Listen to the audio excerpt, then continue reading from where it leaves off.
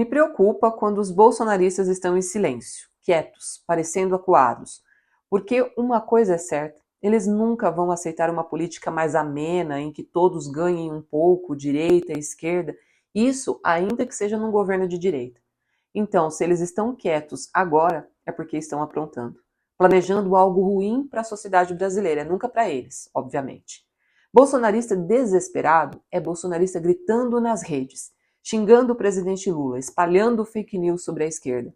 Bolsonaristas em silêncio é sinal de alerta. Eu disse em vídeos anteriores que não tem como Fux levar o recurso de inelegibilidade de Bolsonaro para a segunda turma. E também que tanto faz quem vai ser o presidente do TSE em 2026, que a inelegibilidade de Bolsonaro não vai ser alterada. E eu reitero tudo isso, porque é o que está na lei. Existe um receio, no entanto, sobre um possível pedido de revisão criminal no STF que poderia absolver Bolsonaro.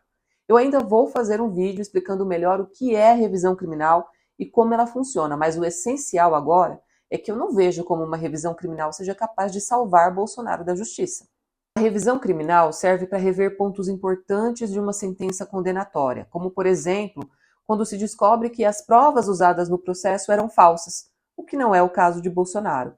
Também serve para quando o juiz que condenou uma pessoa usou uma interpretação contrária ao que dizem as leis. Também não é isso que aconteceu.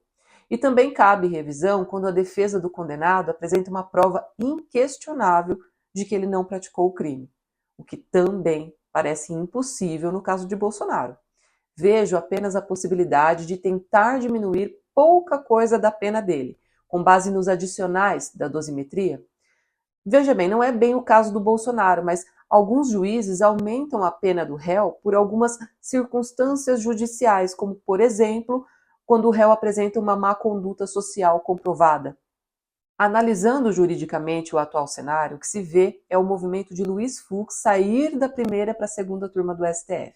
Ali ele se torna um ministro que pode dar decisões a favor do bolsonarismo. Não a revisão da culpa de Bolsonaro, isso não me parece estar no radar.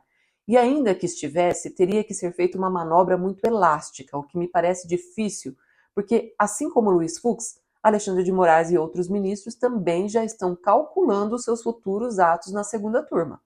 A mudança de turma de Fux não poderia ser impedida pelo presidente Edson Fachin, portanto, era inevitável. Por isso, o que realmente importa hoje é ficar de olho em casos que, por exemplo, já estão na segunda turma, como o da fraude do INSS, que tem a relatoria do ministro André Mendonça. Luiz Fux parece inclinado a concordar com as decisões de Mendonça e Nunes Marques. Hoje, não há nada que prejudique o governo Lula em relação à fraude do INSS, mas os bolsonaristas do STF podem criar discursos que coloquem em dúvida e ajudem os políticos do Congresso na construção de fake news. Tudo isso deve ser acompanhado de perto e bem analisado. Se acontecer algo nesse sentido, vai ser muito triste ver a justiça ser utilizada mais uma vez como um instrumento de perseguição política, como aconteceu durante a Lava Jato.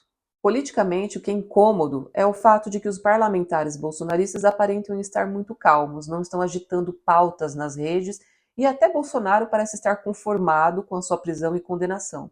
E isso não é nada normal. Bolsonaro não é do tipo de que se acomoda diante da lei, da justiça, dos mandamentos legais, ainda que a grande maioria da sociedade esteja contra ele. Um golpista nunca desiste de seus golpes, de tentar reverter as consequências negativas de seus atos. E um golpista como o Bolsonaro é bastante resiliente, já demonstrou isso. Em 2023, depois que Lula já tinha tomado posse, a sociedade estava em paz e não acreditava que nada mais pudesse ser feito para impedir o Lula de governar. Mas 8 dias depois, o ato final do planejamento de tentativa de golpe foi colocado em prática. E se Lula tivesse dado um passo em falso, se tivesse chamado o exército para ajudá-lo com aqueles crimes, talvez hoje o Brasil não fosse mais uma democracia. O fato é que a chama do fascismo está sempre acesa. Forte ou fraca, ela está sempre lá. Estamos vendo isso novamente, mesmo depois de um século da ditadura de Mussolini na Itália. O que muda hoje é que a sociedade brasileira, em especial, parece que está enxergando melhor os maus passos do bolsonarismo. Tomara que sim.